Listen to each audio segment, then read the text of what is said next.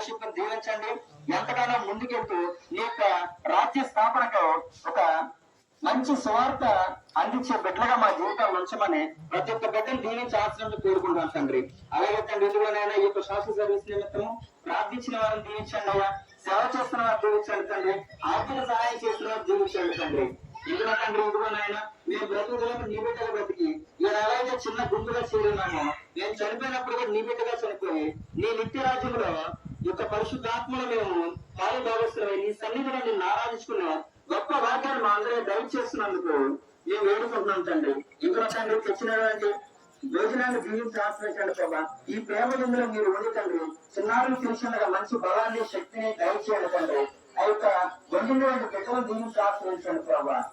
ఇంకా మీ కృపాప్రాప్త లక్ష్యమని చిన్న ప్రార్థన ఆలగించమని యేసుక్రీస్తు నామములో పరిశుద్ధాత్మ పొందుకున్నాం శ్రాం తండ్రి.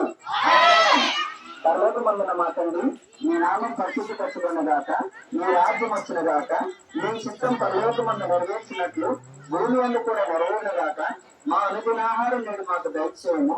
మా ఎడల అపరాధం చేసిన వారిని నేను క్షమించిన ప్రకారము మా అపరాధములు క్షమించము. మమ్మల్ని శోధంలోనికి తేక దుష్టుల నుంచి తప్పించము. రాజ్యము, శక్తి, మహిమ నిరంతరం నేను నా తండ్రి. ఆమేన్. కూర్చోండి ఫ్రీగా.